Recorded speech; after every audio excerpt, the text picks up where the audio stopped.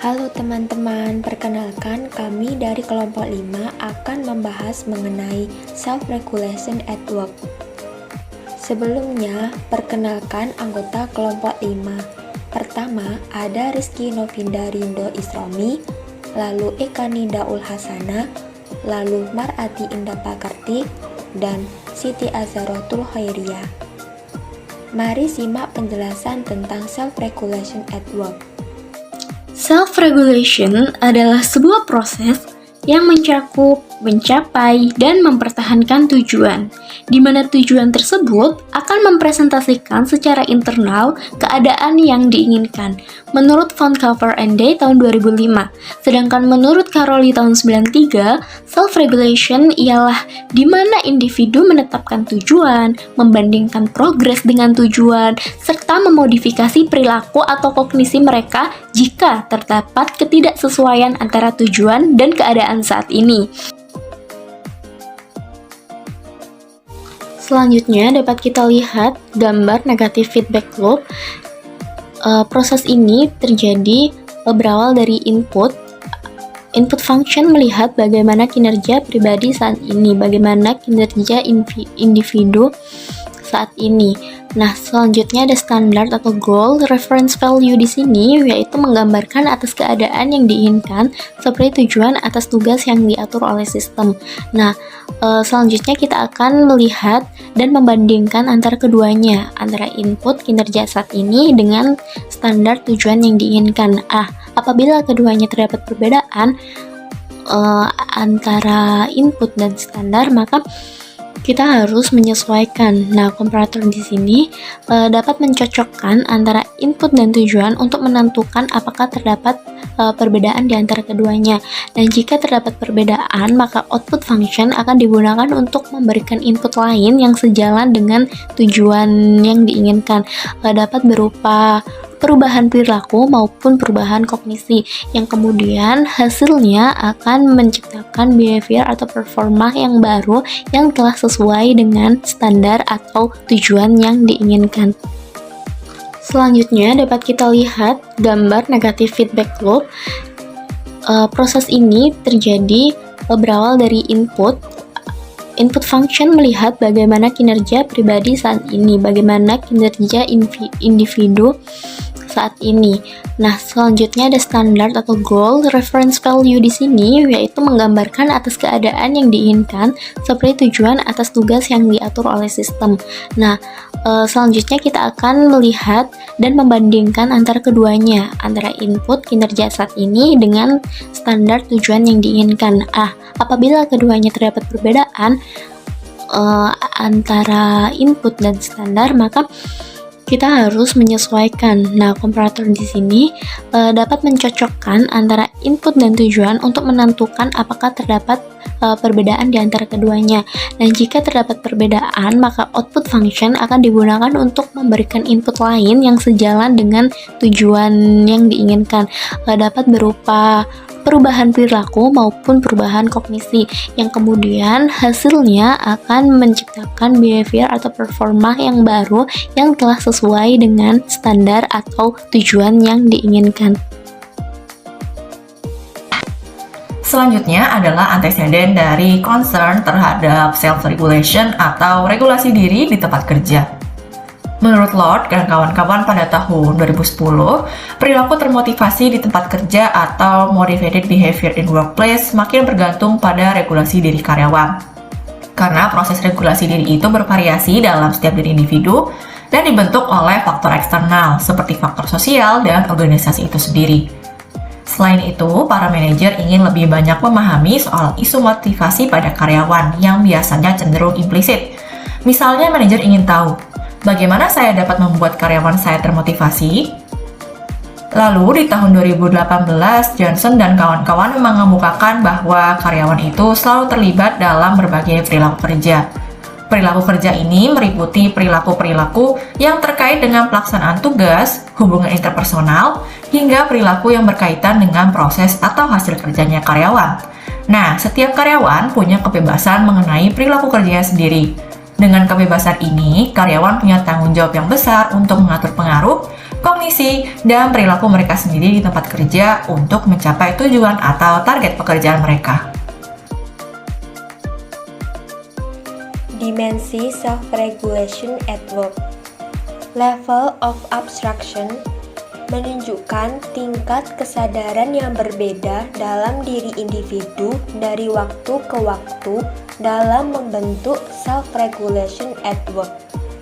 Cycle time, waktu yang diperlukan informasi untuk diproses dalam loop regulasi diri atau loop umpan balik negatif yang membandingkan keadaan yang diinginkan dengan keadaan sebenarnya dengan tujuan untuk mendeteksi dan mengurangi perbedaan. Selanjutnya, self-regulation. Proses pengaturan diri yang berorientasi pada masa depan dan terjadi dalam arus waktu yang terus berjalan. Jadi, mekanisme yang umum di seluruh level ini beroperasi dengan membandingkan keadaan saat ini dengan standar yang diinginkan oleh individu. Proses self-regulation terjadi pada tingkat abstraksi yang berbeda dengan perbedaan yang menyertainya dalam siklus waktu dan variabel serta proses yang relevan. Pada level tinggi, waktu yang dibutuhkan cenderung lama. Referensi pembentukan diri berasal dari budaya, sosial, dan value. Lalu, perencanaan difokuskan untuk mengembangkan diri. Contoh, individu ingin memiliki identitas sebagai pemimpin.